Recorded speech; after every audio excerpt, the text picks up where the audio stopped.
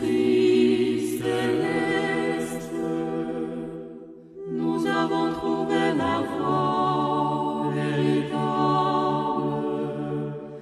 Adorons l'indivisible Trinité. Bonjour, j'espère que vous avez passé une excellente semaine et que vous êtes tranquillement en train de vous installer pour regarder cette émission avec le Père Ménas. Nous sommes le dimanche 7 septembre 2025. Le thème de l'émission, c'est Bible et tradition. Père Ménas, comment allez-vous? Toujours bien, avec la grâce de Dieu. Oui, le visage est... Il s'occupe bien de vous, hein, de l'autre côté là. Non, mais je suis revenu à la maison parce qu'il fallait recevoir des personnes qui étaient venues de Canada et de France. Donc j'avais quitté le monastère et là je crois que dans une semaine, je reçois encore une autre personne qui va venir nous visiter. Il faut être au four et au moulin, comme on dit. Très bien, Père Ménas. Vous avez quelques nouvelles de ce duel qui a été fait sur le plateau de cette Je vois télévision? comment les gens commentent. C'est ce que je disais, que chacun donne son point de vue. Et ensuite, c'est à la foule de commenter. J'ai vu des prêtres catholiques faire aussi des TikTok en faveur de ça. J'ai vu le monde entier qui est en train de... Même Chocolat des filles a commenté ça aussi. Alors, c'est tout le monde qui commente. Et nous qui avons fait le débat, on doit écouter le verdict du public. Mais ne pas continuer à s'insulter sur les TikTok. Mais sinon, voilà, le débat a été fait. Et maintenant, on va continuer à élever notre niveau ici parce qu'on ne va pas descendre dans de telles bassesses. On va continuer à élever le niveau sur ce plateau. Très bien. Alors, Bible et tradition. Qu'est-ce que la tradition, Père Ménas? Alors, quand on entend le mot tradition, on peut penser que aimer la tradition, c'est être intégriste. Parce que le monde a plus besoin de progressistes. Quand on dit le mot tradition, les gens vont dire « Ah, c'est du traditionnalisme ». Nous, on a plus besoin de modernisme. Quand on dit tradition, le mot peut être mal vu, il peut signifier conservatisme, alors que le monde a besoin de réformisme. Quand on dit tradition, ça peut être mal vu. Il peut signifier fondamentalisme, alors que le monde a besoin de libéralisme. L'homme est fasciné par ce qui est moderne et ne veut pas entendre parler de ce qui est ancien. Le concept, le mot tradition, ça vient du latin tradere, qui signifie faire passer à un autre. Vous voyez, quand on faisait la course, quand on courait avec le témoin, on va donner le témoin à un autre continue, donne le témoin à un autre. C'est ça, c'est donc faire passer à un autre, c'est transmettre ou encore confier quelque chose à quelqu'un. En latin, donc, ça se dit tradere. En grec, ce mot se dit paradosis, qui signifie confier à quelqu'un, remettre par succession. Donc la tradition, c'est ce que nous avons reçu. C'est ce que nous avons reçu. Maintenant, je vais expliquer c'est quoi. Par tradition, on parle de tout enseignement oral du Christ, des apôtres et de leurs successeurs. Parce qu'il y a deux formes de tradition. Il y a la tradition écrite, que nous allons appeler Bible. Mais il y a une tradition orale, un enseignement, la didaché, que donc certaines personnes ne savent pas ça signifie quoi. Donc il y a un enseignement qui dans l'Église est transmis oralement. C'est-à-dire que lorsque le Christ a donné l'ordre à ses apôtres d'aller prêcher, il ne leur a pas dit d'aller écrire. Le Christ lui-même n'a jamais écrit un livre. Le Christ lui-même n'a jamais écrit un livre. Ce qui veut dire que les apôtres ont eu la mission de prêcher l'évangile. Et la prédication, elle était orale. Elle n'était pas écrite. Les premiers chrétiens n'avaient pas de Bible en main. Il n'y avait pas encore à l'époque de Nouveau Testament. Donc quand les gens disent, mais dis-moi si c'est écrit dans la Bible. Mais même les premiers chrétiens n'avaient pas de Bible. Donc il y a un texte dans les Actes des Apôtres qui dit que les habitants de Bérée, les chrétiens de Bérée, examinaient les choses par l'écriture. Il s'agit ici de l'écriture de l'Ancien Testament et de certains commentaires que chez les Juifs on appelait la Midrash. Donc ils examinaient l'Ancien Testament, mais il n'y avait pas une écriture du Nouveau Testament, parce que le Nouveau Testament lui-même viendra de la tradition. C'est la tradition qui donnera le Nouveau Testament. Donc la tradition est antérieure à l'écriture du Nouveau Testament. On peut donc dire que la foi chrétienne n'est pas une religion du livre. Nous ne sommes pas une religion du livre. Les Juifs, c'est une religion du livre.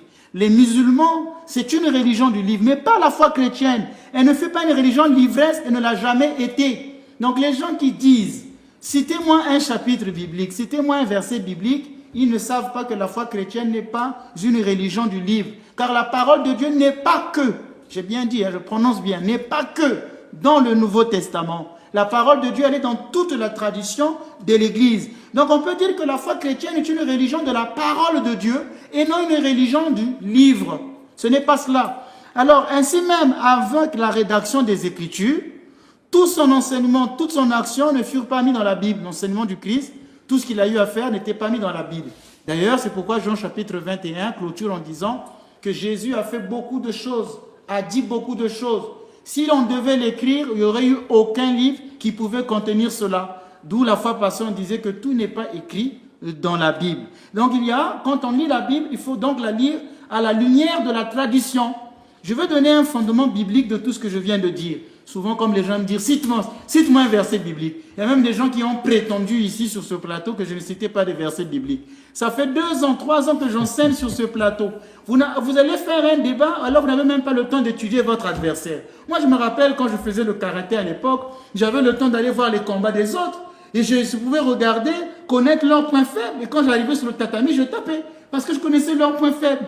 Vous venez faire un débat avec une personne, vous n'arrivez même pas à étudier le nombre de ces émissions. Mais c'est suicidaire. Hein? On va maintenant lire la parole de Dieu. Romains 10, verset 17. Saint Paul dit ceci. La foi vient de ce que l'on entend. La foi ne vient pas de ce qui est d'abord écrit, de ce qu'on entend, parce que l'enseignement chrétien est un enseignement oral. 2 Thessaloniciens 2, verset 15. Ainsi donc, frères, tenez bon et gardez ferme les traditions que nous vous avons enseignées, soit de vive voix, soit par lettres. Saint Paul montre qu'il y a bien des traditions qui ont été enseignées. Soyez fermes, gardez les traditions que nous vous avons enseignées. Quelles sont ces traditions-là? Celles qui sont venues de vive voix et celles qui sont venues par lettres. Donc, si on devait dire la tradition écrite, ce qui est la Bible, et la tradition orale, ce qui est un enseignement intérieur dans l'Église.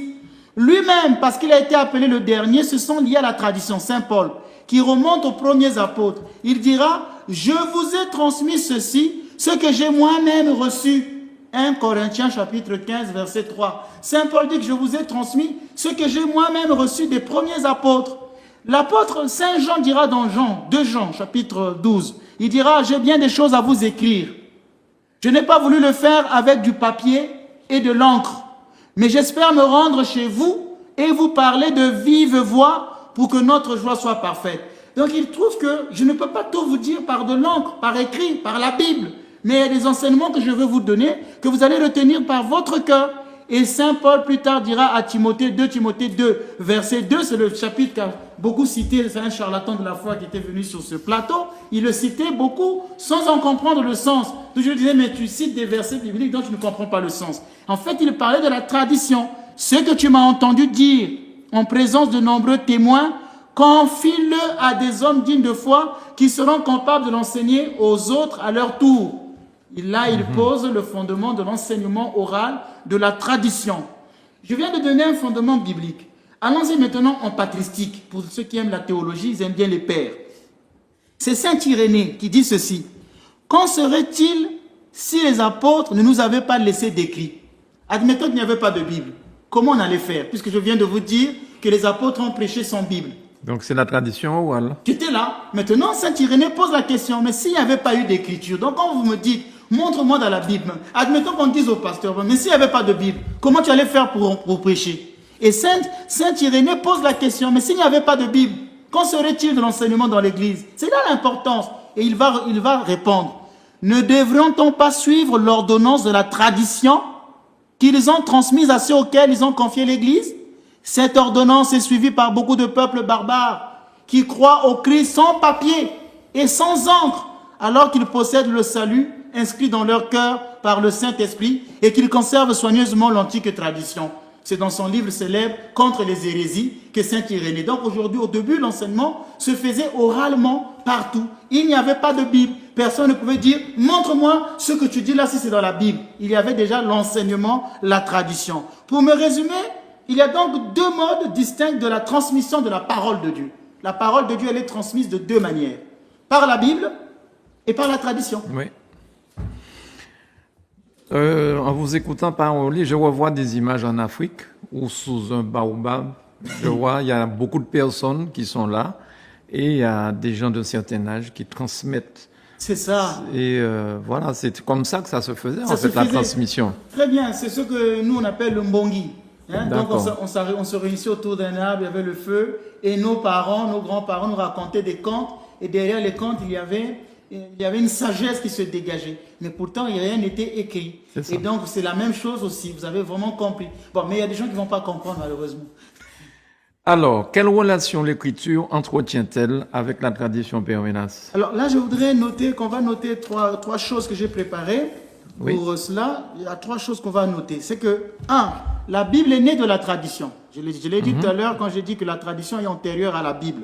Les apôtres les servent comme successeurs des évêques, des hommes de leur entourage auxquels ils transmirent leur propre charte d'enseignement. Donc le mystère de la didascalie, c'était un ministère des apôtres que les apôtres ont transmis à ceux qui les ont succédés, qu'on appelle les pères de l'Église. Ce sont les pères de l'Église qui ont mis cette théologie des apôtres par écriture. Ils ont écrit des livres dont je venais de parler tout à l'heure de Saint Irénée, qui était un père de l'Église. Je pouvais parler de Saint Ignace d'Antioche, qui était un père de l'Église, Saint Jean Chrysostome, Saint Grégoire, Saint Spiridon. Ça, ce sont les grands-pères qui ont reçu ça des apôtres et ils ont transmis ça. Et c'est même eux qui sont à l'origine de l'écriture du Nouveau Testament. Donc la Bible est née de cette tradition-là. L'écriture est la fixation écrite d'une transmission orale. La Bible, le Nouveau Testament, est la fixation écrite d'une tradition orale. Elle vient de là. Donc c'est le début de la rédaction des évangiles. Et plus tard, quand on arrive en l'an 400, l'Église, en se réunissant, va statuer les livres à donner. D'où on fait sortir la Bible. Et après, en 1452, avec l'apparition de l'imprimerie Gutenberg, les Bibles commencent à vraiment naître. Mais au début, tout l'enseignement n'est que oral. Deuxièmement, l'écriture et la tradition donc, sont deux sources propres à la révélation. Quand les gens disent « moi j'ai la révélation », ce n'est que le Saint-Esprit qui me communique la révélation. Non, la révélation vient de l'écriture et de la tradition. Elle ne vient jamais de manière personnelle. C'est faux. Je vais vous donner un exemple. Tout le monde aujourd'hui dit que j'ai le Saint-Esprit. J'ai reçu la révélation. Vous allez remarquer que parmi les pasteurs autoproclamés, vous allez voir que sur 600 pasteurs autoproclamés, tous disent avoir reçu le Saint-Esprit. Tous. Mais ils sont tous en contradiction. Comment le Saint-Esprit qui leur révèle ces choses les met les uns aux autres en contradiction? Pourquoi il y a autant d'églises qui pullulent? Pourquoi il y a autant de théologie, de doctrines qui pullulent? Un va dire, moi j'ai le Saint-Esprit. Il va vous dire, je ne crois pas que Jésus-Christ soit Dieu. Un autre va dire que moi aussi j'ai reçu une révélation du Saint-Esprit. Je crois en la Trinité. Un autre va arriver, moi aussi j'ai le Saint-Esprit. La parole de Dieu ne s'étudie pas. Tout ne vient que par l'Esprit Saint. Et puis vous allez lui demander sa doctrine. Ah, moi je ne crois pas que Marie soit. Je connais même un pasteur qui prêchait les choses de la Vierge Marie. Mais tous ont reçu l'Esprit Saint. C'est quand même bizarre que l'Esprit Saint non seulement les rend bêtes, mais les rend contradictoires. Donc ce n'est pas dans nous, dans l'Église. C'est pourquoi c'est important que je fasse cette disgrâce, parce que j'explique une chose importante. Nous, chrétiens catholiques, nous, chrétiens orthodoxes, dans l'Église, la révélation divine ne vient pas par un individu. C'est très grave quand quelqu'un se présente comme étant « j'ai reçu le Saint-Esprit ». Nous, dans l'Église, la révélation est communiquée par la parole de Dieu au niveau de la Bible et au niveau de la tradition, d'où je viens de dire que c'est l'Écriture et la tradition qui sont les deux sources propres de la révélation et non un individu. L'inspiration donc n'est pas synonyme de révélation. Quelqu'un peut être inspiré, mais ce n'est pas la révélation. Il peut arriver qu'une personne soit vraiment inspirée, soit de bonne foi. Dieu peut utiliser des prophètes, oui, mais ça c'est de l'inspiration. On n'est pas obligé de croire. On peut croire ou ne pas croire. Par exemple, dernièrement, souvent les gens venaient faire des commentaires en disant « Mais Maria Valtorta, une voyante que je vous avais montrée ici. » Mais le père Ménas raconte des choses. Mais Maria Valtorta, Je disais, mais vous vous adressez quand même à des personnes qui ont fait des études. Pourquoi vous n'écoutez pas? Et j'avais dit à la télévision, mais cette dame, malgré ses visions, ce n'est pas une sainte reconnue. Ses visions ne sont pas reconnues. Parce qu'elle avait donné trop de détails sur la vie de Jésus. Et je suis venu vous dire à la télé que Dieu n'a pas coutume de donner des détails précis sur la vie du Christ. Ça fait suspect.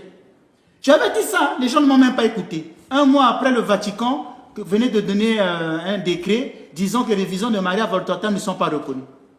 Le père Ménas, quand il a dit ça ici, j'ai vu quelques cathos intégristes, ce n'est pas des vrais cathos, des catholiques intégristes, qui sont venus faire des commentaires à Maria Valtorta. C'est pour leur dire que dans l'Église, la révélation ne vient pas par les visions des prophètes. Dieu peut les inspirer des choses, je pèse bien les mots. Ici, il s'agit d'inspiration. mais non pas de révélation.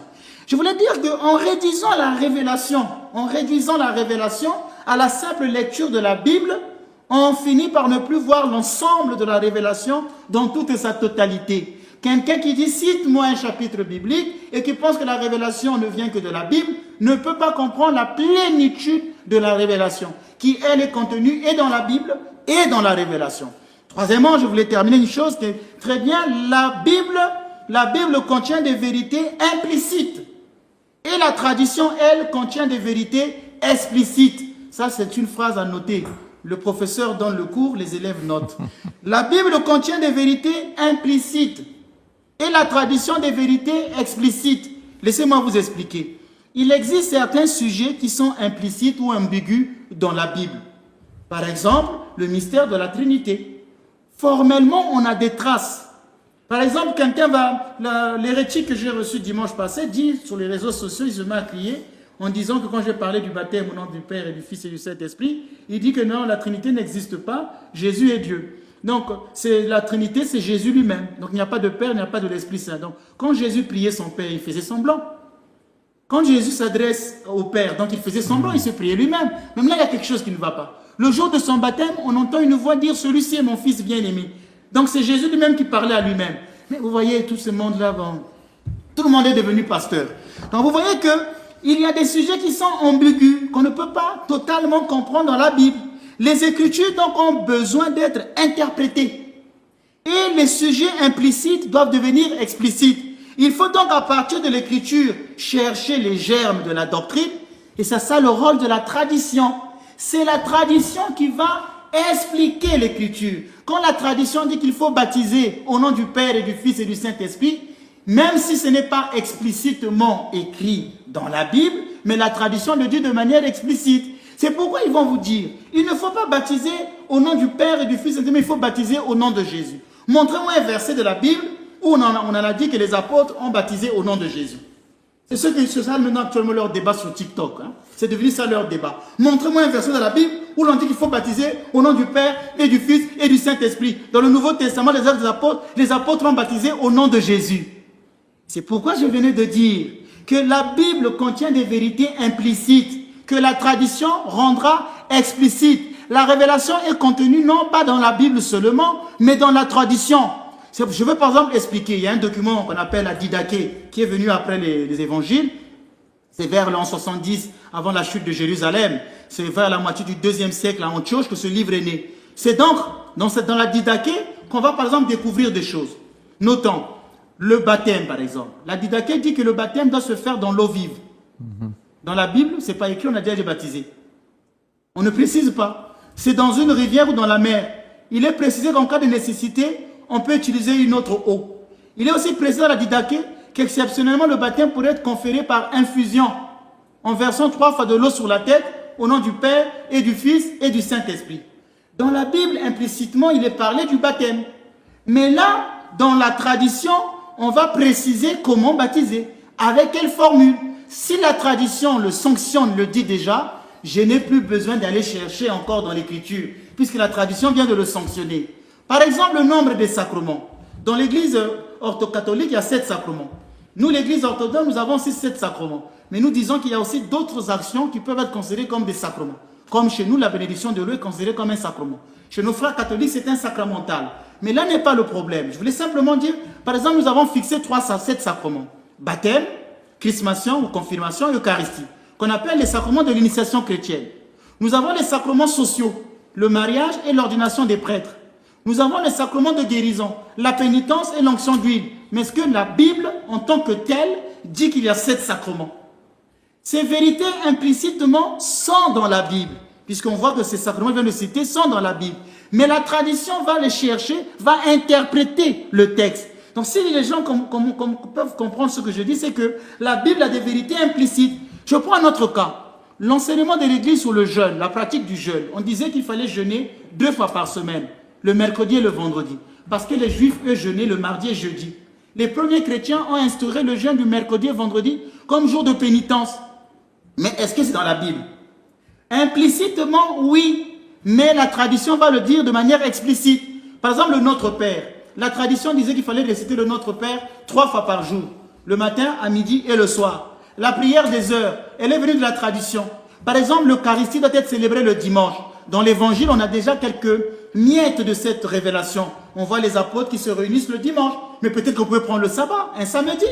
Mais implicitement, la vérité y est, la tradition vient fixer la règle. Par exemple, l'église devait être tournée à l'Orient. L'orientation de l'église, que l'église devait être tournée à l'Orient. Et bien par quoi? C'est la tradition qui a fixé cette norme, mais en ayant lu l'écriture. Dans l'écriture, on va voir par exemple le jardin d'Éden était à l'Orient. Quand le Christ est mort, il avait le dos tourné à l'Occident, la tête vers l'Orient. Donc il y a des vérités qui sont là, qui sont déjà là implicitement, que la tradition va chercher pour les fixer. Par exemple, le dimanche est un jour férié. Donnez-moi un chapitre de la Bible qui dit que le dimanche doit être un jour férié. C'est bien de venir citer les versets comme ça. Qu'ils me donnent, pourtant, eux, ils respectent le dimanche comme jour férié. Mais dans la Bible, on n'a jamais écrit que le dimanche devait être un jour férié. C'est venu de la tradition au concile de Nicée en l'an 325, quand Constantin avait décidé que le dimanche devait être un jour férié. Donc s'il y a aujourd'hui beaucoup de gens dans le monde qui peuvent se reposer un dimanche, c'est grâce à l'Église. C'est l'Église qui avait fixé tout cela. Et même la Bible elle-même est née de la tradition. La tradition a voulu qu'il y ait 4 évangiles, qu'il y ait 13 épîtres, qu'il y ait le livre de l'Apocalypse. Tout ça, c'est venu de la tradition. Et donc, quand la tradition fixe les choses, on n'a plus besoin d'aller encore chercher dans l'écriture. Donc, pour me résumer, la Bible contient des vérités implicites et la tradition des vérités explicites. Si la tradition de l'Église dit qu'il faut baptiser au nom du Père et du Fils et du Saint-Esprit, il n'y a plus à aller chercher formellement un chapitre biblique. Malheureusement, eux, ils respirent que d'un seul poumon. Citez-moi un verset biblique, citez-moi un verset biblique. Et comme ils ne connaissent pas la tradition, il ne peut pas y avoir de débat. Père Benas, pourquoi la tradition alors que l'écriture devrait se suffire à elle-même? Alors pourquoi la tradition si aujourd'hui, par exemple, nous avons ce poumon de la Bible? Alors, je vais vous dire une chose encore importante. C'est la tradition qui préserve la Bible de fausses interprétations. Comme dernièrement, je vous disais que ce n'est pas le fait de lire un chapitre biblique pour dire qu'on a la connaissance. Quand on voit tous ces perroquets de la Bible, ils pensent parce qu'ils citent des versets bibliques qu'ils vont aller faire un débat avec un théologien. Ah, parce que je cite des versets, parce que j'ai mémorisé des versets, ou parce que j'ai une tablette qui m'aide à citer les versets puisque c'est déjà souligné. C'est facile de citer la Bible. La simple lecture de la Bible n'est pas suffisante. La Bible est un livre scellé. Nous lirons ça dans l'Apocalypse. Quand Saint Jean a une vision, on dit que l'agneau était digne d'ouvrir le sceau, parce que c'était un livre scellé. Qui ouvrira ce rouleau? On dit l'agneau a été jugé digne. Donc c'est le Christ qui interprète la Bible. C'est pourquoi dans Luc 24, on voit le Christ qui est en train d'enseigner, d'ouvrir l'intelligence des Écritures aux apôtres. C'est le Christ qui est l'herméneutique de la parole de Dieu. Ce n'est pas un pasteur. Ce n'est pas même moi le Père Benas. Ce que moi j'enseigne ici n'est pas ma pensée personnelle. Je l'ai reçu de l'Église et l'Église l'a reçu du Christ. Donc vous voyez, donc ce n'est pas quelqu'un qui va dire, je me lève un bon matin, alléluia, rabababa, je nomme au nom de Jésus-Christ, j'ai maintenant le pouvoir d'enseigner, j'ai la didascalie, je m'appelle maintenant docteur, mais je mets la Bible sous les aisselles, comme un turbomètre, je suis devenu docteur. Non, non, non, non, ça ne se passe pas comme ça. Saint Augustin dit, mon ami Saint Augustin, vous le connaissez, monsieur Granier, mon ami Saint Augustin dit ceci, certaines choses dans la Bible sont si claires qu'elle demande plutôt un auditeur qu'un commentateur. Donc parfois la Bible, il faut la lire comme un auditeur, mais pas comme un commentateur. Qui t'a donné l'autorisation de commenter les Écritures? Sur quelle base interprètes-tu les Écritures? C'est à la tradition d'interpréter les Écritures. Toi, tu n'es qu'un simple auditeur. Écoute ce que le maître t'enseigne. Prends des notes. Vous avez vu même parfois certaines attitudes quand je faisais des débats. Il y a des gens qui ne veulent pas prendre des notes. Moi, le Père Menace, je prends des notes dans toute humilité. Mon interlocuteur me parle, je suis en train de prendre des notes. Mon interlocuteur, dans sa suffisance, n'a même pas le temps de prendre des notes. Aujourd'hui, on ne veut pas être à l'école des grands. On ne veut pas aller apprendre. On veut toujours s'improviser professeur. C'est pourquoi Saint Augustin dit non. L'écriture demande des auditeurs et non des commentateurs. Il faut écouter. Donc, il faut lire la Bible, mais ne pas l'interpréter individuellement. Cela entraîne un usage abondant, mais désordonné et erroné de la Bible. Il y a trop de sectes pseudo-chrétiennes. Des gens qui prétendent être des chrétiens, mais qui lisent la Bible en hérétique. Saint Vincent de Lerins dira ceci. Alors, je vais lire cette phrase parce qu'elle est importante. Le canon de l'écriture étant complet et suffisant lui seul pour tout, qu'est-il besoin d'y introduire l'autorité de la tradition ecclésiastique? C'est parce que tout le monde n'explique pas l'écriture dans un seul et même sens. à cause de sa profondeur. Mais les mêmes passages reçoivent des uns et des autres diverses interprétations de sens. Autant il y a d'hommes, autant il sera possible d'en tirer des explications. Donc si vous laissez l'écriture entre les mains de tout le monde viendra l'interpréter à sa manière. La question principale n'était pas de savoir si l'écriture était matériellement complète. Elle l'était. Mais comment pourrait-on s'opposer à une fausse interprétation? Quand je dis que la Bible ne dit pas tout, c'est ce que j'ai l'habitude de dire, c'est pour moi l'expression de dire que la Bible est c'est pour moi une manière de dire que la Bible n'est pas suffisante. Il ne faut pas prendre la Bible voilà une phrase qui arrive bientôt. Il ne faut pas prendre la Bible au sens extensif. Le mot extensif désigne quelque chose qui a la particularité de pouvoir s'étendre. C'est là le malheur que tombent souvent certains pasteurs. Est-ce que vous savez qu'il y a des pasteurs aujourd'hui qui enseignent l'acte sexuel dans leur église? Dieu nous a dit par exemple qu'il faut avoir un acte sexuel pour avoir des enfants. Est-ce qu'il nous a dit comment? Il y a des gens qui veulent faire de la Bible un manuel de sexualité. Il faut faire tel ou tel, je mets simplement le mot P. À chacun de continuer la phrase. Donc vous donnez à la Bible une connotation qu'elle n'avait pas. Vous la rendez au sens extensif. C'est ce que je disais. Est-ce que la Bible a un caractère extensif? Est-ce que la Bible doit-elle tout dire? Et aujourd'hui, malheureusement, c'est ça. Et chacun viendra l'interpréter. 1000 pasteurs, 1000 interprétations bibliques. L'écriture est une lettre morte. Elle a besoin d'une interprétation juste. Elle contient l'enseignement chrétien, mais non dans sa forme achevée. Elle ne tranche pas elle-même les controverses. La Bible ne tranche pas les controverses qui s'élèvent sur elle et sur son texte. C'est pourquoi nous avons besoin de l'autorité de l'Église. D'où je disais que ce n'est pas toi qui peux interpréter l'Écriture, c'est l'Église. Donc la tradition. Dieu nous a fait dépendre de deux sources. Nous n'avons pas à nous demander si une nous suffit. Ah, moi je lis que seulement la Bible. Non, si tu lis que la Bible, tu as été amputé d'un poumon. Il faut avoir les deux poumons, l'Écriture et la tradition. L'Église ne tire pas de la seule Écriture sainte tous les points de la révélation. Ah, mais ceux qui font les catholiques, tout n'est pas dans la Bible. Eh bien, c'est normal, nous avons la révélation. Nous avons une richesse de plus. Malheureusement, certains pensent que c'est une faiblesse de l'Église. Non, c'est une richesse d'avoir la révélation. L'une et l'autre doivent être reçus par les chrétiens. C'est ce que Dieu a uni, l'homme ne doit pas le séparer. C'est Dieu qui a voulu que sa parole passe par la Bible et la tradition. Pourquoi veux-tu les séparer? Et pour terminer, Saint Jean Chrysostome dit, la tradition existe, ne demande rien de plus. Saint Jean Chrysostome, il vient de trancher. La tradition existe, ne demande rien de plus. Avec tout ce que vous avez expliqué, Père Ménas, est-ce qu'on peut se passer de la tradition? Apparemment, ce n'est pas possible. Non, monsieur Granier, ce n'est pas possible parce que l'écriture, la tradition vont normalement ensemble. Je vais prononcer une parole de Tertullien. Il ne faut pas trop le considérer comme père de l'Église, même s'il a vécu parmi les pères de l'Église. Même à un moment, il a été montaniste. Vous savez, les montanistes, c'est un peu ces pasteurs-là qui disent que tout ne vient que par l'Esprit Saint. C'est une secte qu'on appelait les montanistes qui pensaient être illuminés par la simple lecture. Donc l'Église vient de loin. On a 2000 ans d'histoire. Les choses que vous voyez aujourd'hui, là, les premiers pères l'ont vécu. Il y avait des hérétiques comme ça, qui disaient de telles choses. Tertullien, même s'il a été un peu influencé par le montanisme, dit quand même une phrase assez bien. Il dit ceci, là où se montre la véritable doctrine et la véritable foi chrétienne, on trouvera aussi en même temps la véritable écriture sainte, sa véritable explication et les véritables traditions chrétiennes.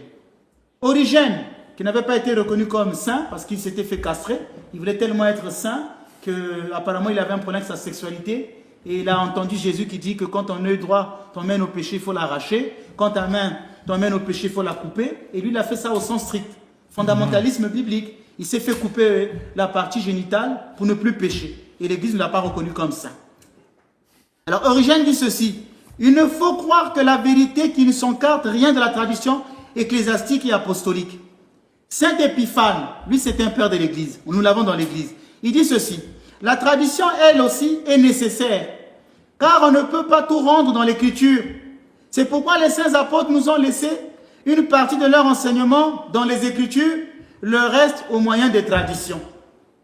Un autre père de l'Église dit ceci, c'est Saint Basile, il dit ceci, je considère comme apostolique de s'attacher fermement même aux traditions qui ne sont pas contenues dans l'Écriture.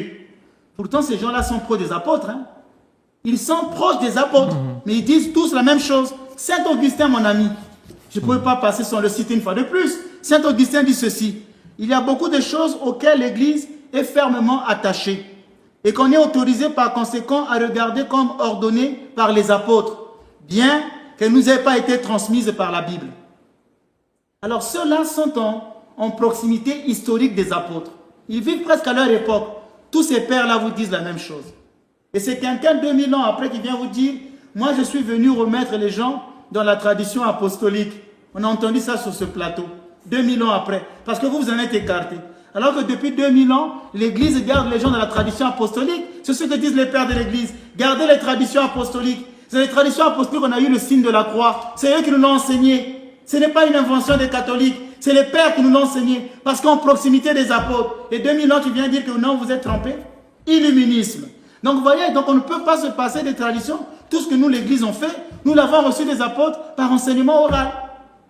Tout n'est pas écrit dans la Bible. Alors, comment reconnaître la vraie tradition et quels sont les critères de la tradition, Père Ménas? Alors là, je vais élever un niveau. Parce que je vais dire quelque chose... Un peu plus. Un peu plus, voilà. On va monter. Hein. Je vais élever... Moi, vous savez, quand je fais les enseignements, j'ai toujours pensé à la musique. Je m'imagine do, ré, mi, fa, sol, la, si. Donc, j'essaie de monter comme ça. Et mon enseignement a toujours été comme ça. Je mets des bases, et puis je monte. Et quand on arrive au sommet, si on n'a pas suivi les bases, on se perd. C'est une méthode que j'ai. Alors, il existe 3 critères pour reconnaître la vraie tradition. 3 critères. Saint Vincent de Lérins, c'est au 5e siècle, hein, vers l'an 434, il disait ceci.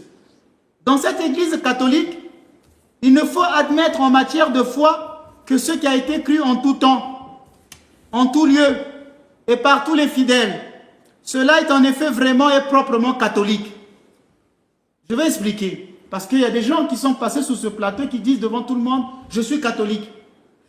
Et même sur TikTok, ils mettent de la musique catholique, du latin, du grégorien. Mais c'est la même église qu'on critique. Il faut quitter le Vatican, mais quitter aussi nos musiques grégoriennes. Nous devons décider d'après, selon Saint Lérin, pour connaître que quelque chose est de la tradition de l'église, nous devons étudier la chose selon l'universalité, selon l'antiquité et selon le consentement général, appelé concordance. Le premier critère, celui de l'universalité. Ce qui est cru partout et non comme une théorie privée d'un homme. Ce n'est pas à toi de venir dire « J'ai 2000 ans que j'ai reçu le Saint-Esprit. C'est maintenant à moi de vous expliquer. » Non. Ce qui est cru partout et non comme une théorie privée d'un homme. Une vérité sur laquelle tous les fidèles, en tout temps et en tout lieu, sont d'accord. Et est une doctrine véritablement catholique. Pour qu'une doctrine soit catholique, il faut qu'elle ait le caractère de l'universalité. Le mot catholique veut dire selon le tout. C'est-à-dire qu'elle s'oppose à ce qui est particulier, à ce qui est individuel. Par exemple, dans l'église catholique, l'église orthodoxe, nous avons le credo. Quand le credo est récité, il est cru partout. Toutes les églises du monde entier récitent le même credo. Nous croyons en Jésus-Christ, vrai Dieu, nous croyons en la Trinité. C'est dans le credo. Maintenant, si quelqu'un vient vous dire de manière particulière, non, l'église est toujours trompée. Depuis 2000 ans, vous avez été dans l'erreur. Désormais, c'est moi qu'il faut suivre, c'est moi le docteur. Là, la pensée de cette personne n'est plus catholique.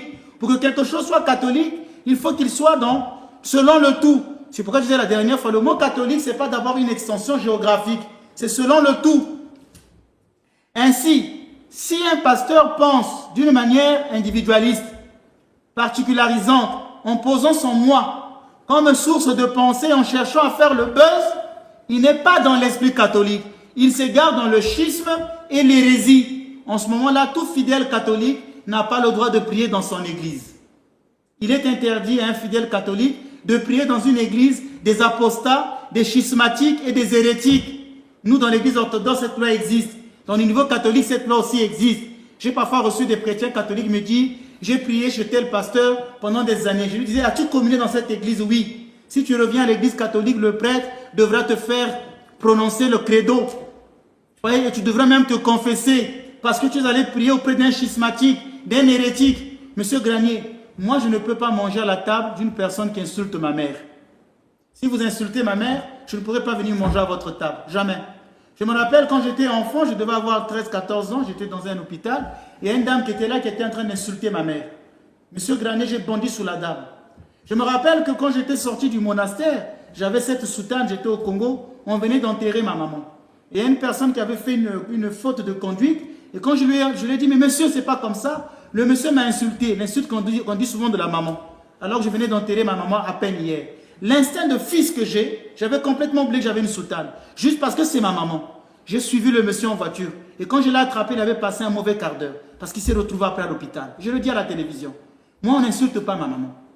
Vous voyez? Et il y a des gens qui acceptent qu'on insulte l'église catholique. Leur église mère. Comme on dit, tout homme est né là-bas. C'est ta maman, l'église catholique. L'église catholique, c'est ta mère. C'est elle qui t'a tout donné. Et tu vas prier chez des personnes qui insultent ta maman? Nos chrétiens ne devraient pas prier dans de telles églises. On ne peut pas accepter cela.